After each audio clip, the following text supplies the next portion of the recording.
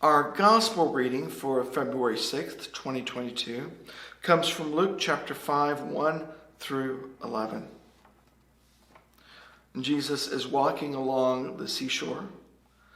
The crowd has gotten so large that he calls one of the boats that is coming in, that is already starting to put up their nets, to set out a little bit so that he can teach.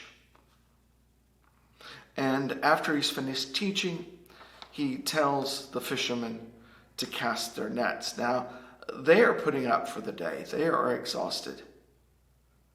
And yet Jesus says cast, and they cast out. And they caught so many fish that their nets began to break.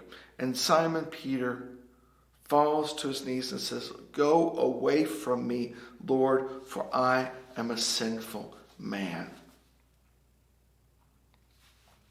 Wouldn't it have been wonderful at this point to have heard what Jesus was teaching from the boat? You can only imagine Jesus talking about how God will bless those who follow him. But for those who walk away from God,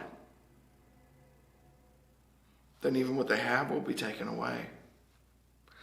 And then he says, cast, and they have all this. Peter sees that he's blessed. And he recognizes Jesus. And he hears the teachings. And he says, "Woe is me, for I am a sinful man."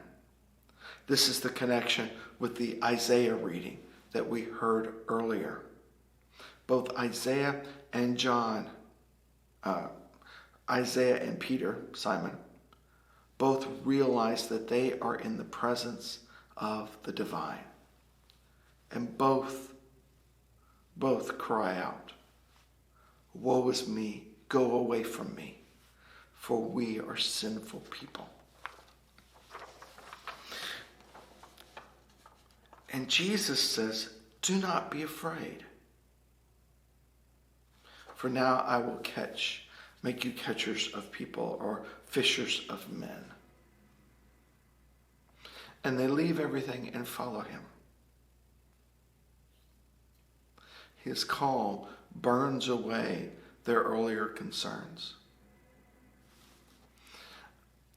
I think that the TV series that's currently out, The Chosen, does a wonderful job of capturing this amazing catch. It reflects on Peter's struggle and where he's at when Jesus encounters him, and what it means to leave everything behind. It also shows God's providence, that their catch is so large that they can leave everything behind. Because God has provided for their families from that catch. Peter can leave his wife and his mother-in-law. He can go and follow Jesus because he has caught so much that all debts are paid, that there's enough to take care of them.